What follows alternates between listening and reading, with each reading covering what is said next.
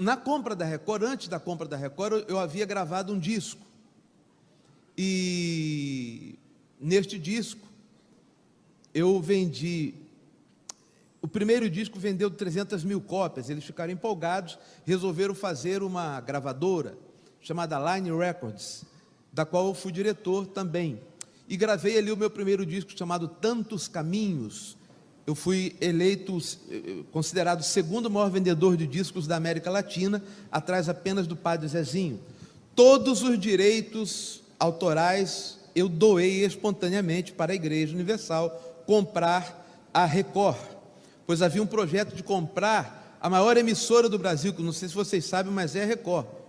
A mais famosa, a mais poderosa é a Globo, mas a Record é que tem maior número de repetidoras. E nós compramos então a Record.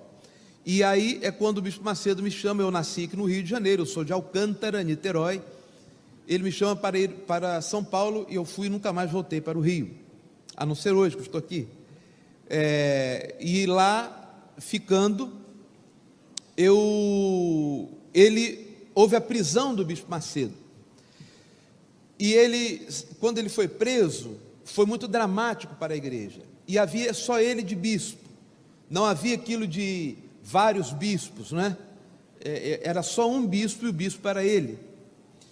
E ele decidiu consagrar 7 bispos, para estar cada bispo em cada país, sendo que um destes bispos ele iria colocar para ser o bispo do Brasil, e consequentemente o bispo que iria substituí-lo.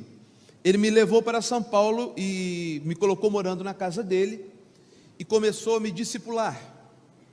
Então, quando ele consagra estes 7 bispos, após a prisão dele, a igreja estava muito tensa, e havia necessidade, segundo ele, dele se afastar, sair do Brasil, sair de cena, e deixar a igreja a cargo de uma outra pessoa que tivesse um outro perfil. O perfil dele era um pouco agressivo. E ele reuniu esses 7 bispos, a saber, Rodrigues, Renato Maduro, Romualdo, Sérgio Von Helder, Gonçalves, eu, Marcos Vinícius, e ele disse: olha, você vai ficar nesse país, você nesse, e quem vai ser o bispo do Brasil é o Renato Soete, que sou eu. Ele não só vai ser bispo do Brasil, como vai ser o meu substituto e o segundo homem dentro da Igreja Universal do Reino de Deus. Sendo eu mais novo que eles, houve um certo descontentamento a princípio, mas depois aceitaram, porque tinha que aceitar no sistema episcopal que o bispo fala, está falado, e acabou, e ninguém tem direito a retrucar. E assim eu comecei ali como bispo do Brasil, e feliz, porque eu havia feito um voto a Deus, e disse: Senhor, se um dia eu chegar a esse status, de ser um líder, um grande líder no Brasil, eu vou fazer esta igreja ter uma cara de igreja, com estudos bíblicos, com escola dominical, que era o que se fazia, como toda igreja histórica, não é?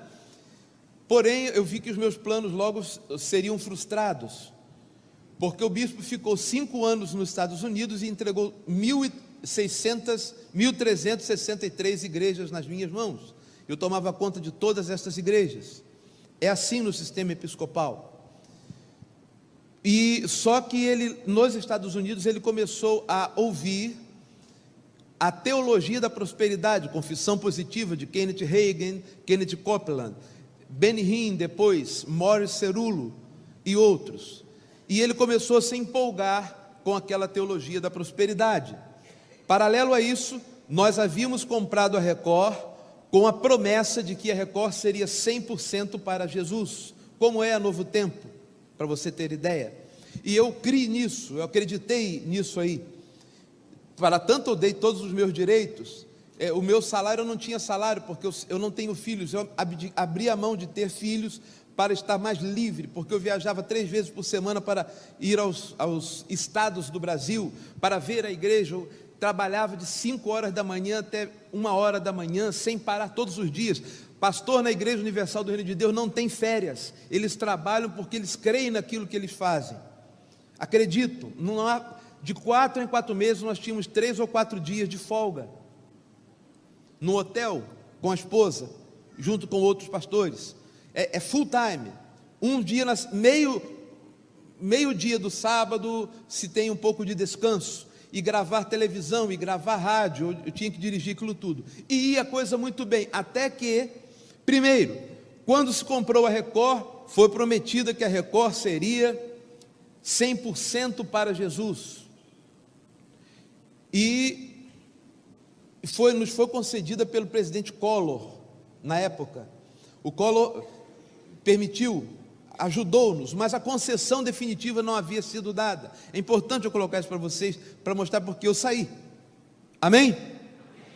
Para você mostrar que eu não saí brigando com ninguém, eu não tenho desavença nenhuma com ele, nem poderia ter, porque ele me tratou como um príncipe, me tratou da melhor maneira possível, mas quando ele se viu na iminência de perder a Rede Record, ele chamou os seus bispos, dentre os quais eu, que estava em todos os países, e eram 7, não se esqueça, e nós fomos a Campos do Jordão, onde ele tem uma casa, e ali nós fizemos uma oração de joelhos, e ele fez um voto: Senhor, se o Senhor nos der a concessão definitiva da Record, a Record será 100% para Jesus, porque estava na iminência do Leopoldo Collor, irmão do Collor, tomar a TV, e o Itamar Franco já tinha entrado, pois Collor havia levado o impeachment. Vocês são muito jovens, talvez não se lembrem disso, mas alguns se lembram. Quem se lembra? Do impeachment. Então, fizemos aquela oração com o rosto no chão. Rosto no chão. Senhor, se o Senhor nos der a concessão definitiva, esta igreja será 100% para Jesus. Nós oramos em menos de um mês. Itamar Franco nos deu a concessão definitiva da Record. Vocês acreditam? E eu, bispo do Brasil, e ele estava neste período aqui. Então ele chegou em casa, eu me lembro, eu falei: bispo, me abrace, porque agora nós vamos, eu já tinha uma planilha, vamos usar a igreja 24 horas para Jesus. E eu abracei com uma força tremenda e com toda a alegria do mundo, e ele não me abraçou. Eu achei estranho a frieza dele. Depois que eu abracei, ele olhou para mim e disse: Renato, você é muito ingênuo, meu filho. É claro que essa TV não vai ser para Jesus. Eu falei: bispo, e o voto que nós fizemos? Quando nós fazemos campanhas com o povo, nós falamos para o povo que eles fazem um voto, tem que cumprir. Está escrito em Eclesiastes capítulo 5, quando fizeres um voto a Deus, não tardes em cumpri-lo, pois Deus não se agrada de voto de tolos. Ele falou: não, voto de tolo foi o que nós fizemos. A TV não pode ser para Jesus, senão nós não vamos ter poder. Eu falei: que poder? Poder maior é o de Jesus. E ele falou: não, definitivamente esquece, ela será uma televisão comercial. E ali foi como se caísse o mundo sobre mim.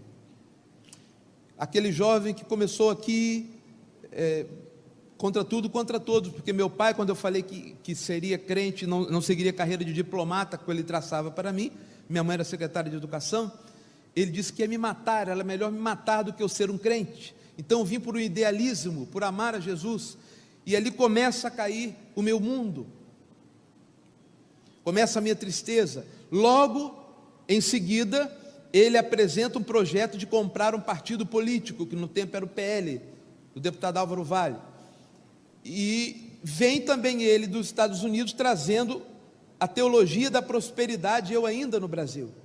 A igreja cresceu depois da prisão dele, nós transformamos o limão na limonada, colocamos ele como uma vítima. De fato, a prisão dele foi arbitrária, mas eu comecei então ali a me desgostar com a igreja. Então a minha diferença com a Igreja Universal do Reino de Deus foi absolutamente doutrinária e de posição, pois eu cria que nós não tínhamos que comprar partido nenhum, nem tirar pastor de púlpito para colocar como deputado, como nada. O pastor é pastor. Amém? Concordam comigo? Eu falei: isso será um suicídio, tirar pastor do púlpito e colocar na política. Deixa a política para os políticos, a César o que é de César, a Deus o que é de Deus.